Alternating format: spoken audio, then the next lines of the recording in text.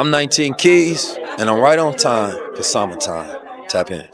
Mr. 19 Keys is a motivational speaker, entrepreneur, and podcaster known for his content on financial literacy, personal development, and empowerment. He uses his platforms to share knowledge and inspire his audience to achieve success and financial freedom.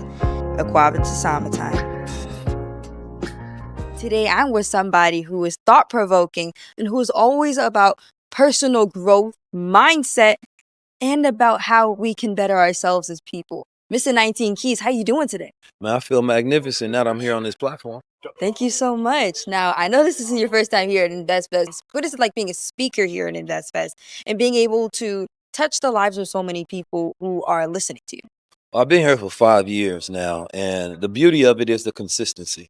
There's a lot of things that pop up in a culture and they disappear, right? Therefore, it doesn't really have an impact because we need to create institutions. And InvestFest is a mecca. It is a space, you understand me, where those who are focusing on economics, those who are focusing on sovereignty, entrepreneurship, building businesses, and being free, they all convene at one point in time, right? And this is where we work together. This is where we build with each other. So when we ask, where's our unity? This is a space where you can visibly see it. Now, InvestFest is known for investing in legacy and wealth. How does personal growth and mindset build that? Well, number one, without self-awareness, you have nothing. You can be robbed of your identity, and then you can be misled in any direction because people start trying to find themselves. And I teach people, do not search for your purpose. Remind yourself of who you are along the map, along the path. Something that I do actively in my mind always, throughout the day. I'm always reminding myself of who I am. I am 19 Keys. I'm saying it in my mind. I am 19 Keys, keeper of the keys. So anytime I get distracted, I come back to myself. And I think there's so many things that can mislead the mind, that can take you in this direction. Everything looks shiny, right? But when you outshine everything, then you look towards yourself and you need to be attracted to that nature of God within. And then that emanates in your business, because if your mind is in order, then your business is in order. If you think clearly, then that has an effect on the people around you. Think clearly about your goals and where you're going, right? And so I believe that self-development is part of business development. Right. And so for me, it's all about having that self-awareness and that internal knowing so that you can never be misled or taken off your path. Now, AI is a huge part of our world today, and some people believe that transhumanism is the future. Mm. What are some of the pros and cons to that? And do you believe that it is progress or is potentially harming our personal identity? I believe in technological harmony, right? I believe that these machines are here and we have to live in harmony with the machines. In order to greater use the machines, we must greater develop self-awareness, because when we program ourselves, we know what to program to the machine. Otherwise, we're prompting these things and they're telling us what to think.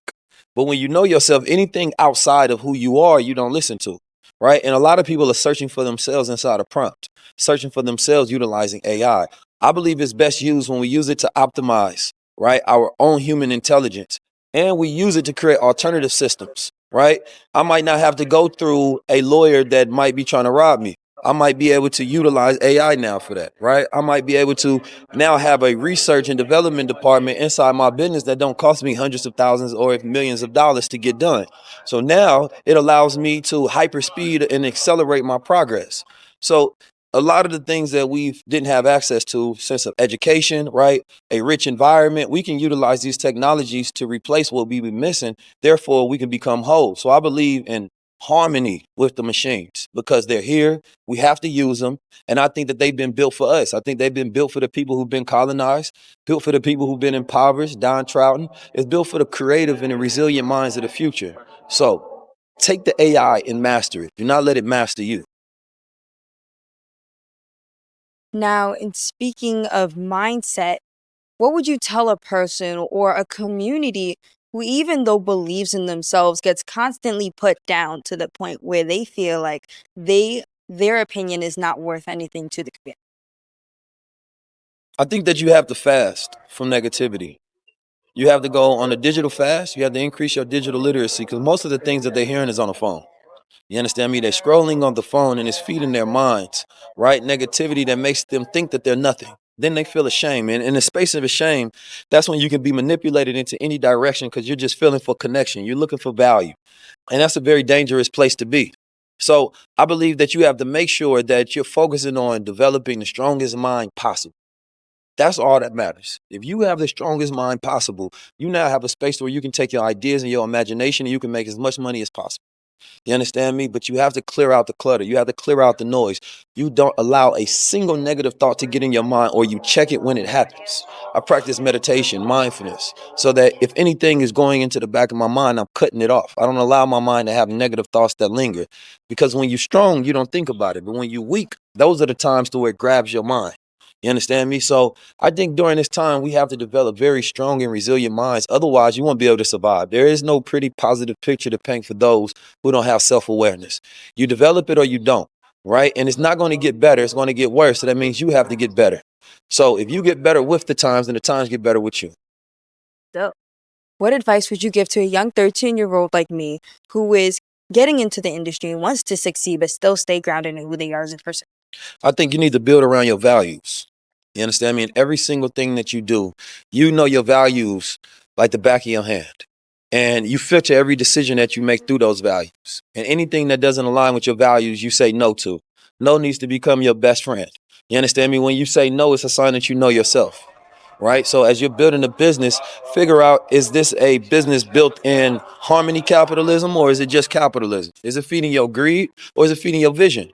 You understand me? What is it to you that matters the most, right? As a young person, and what type of world do you want to build? And are you contributing to that world, or are you adding to the world that you don't want to see?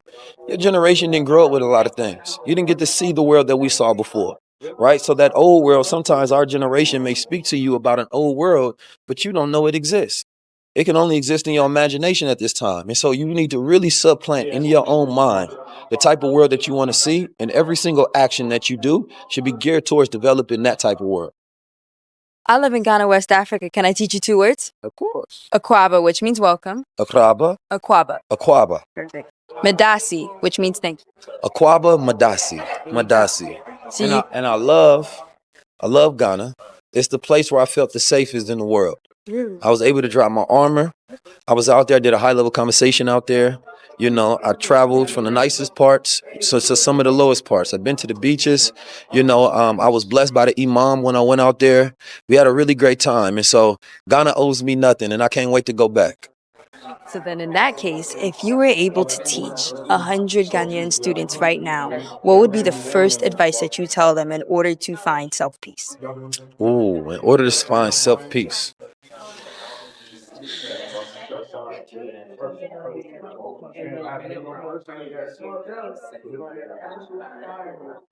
I would say focus on your duty to God,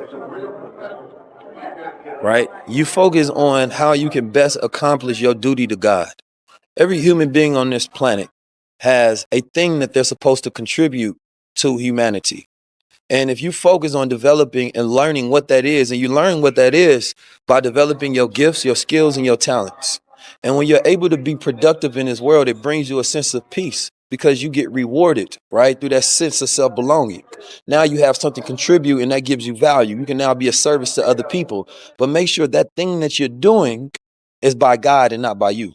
Because sometimes we follow our ego. But when we follow God, now we're contributing. When we're following ego, sometimes we're doing it out of a sense of significance, right? And so I would say find what your duty is to God and make your life in service of that. How would you describe your life's journey in one sentence? Sovereign. My journey has always been to help push a sovereign nation, and I have a bigger journey than myself, and I must submit my will to my journey, which is submitting my will to God. Thank you so much. I Absolutely. learned a lot from you. Thank you.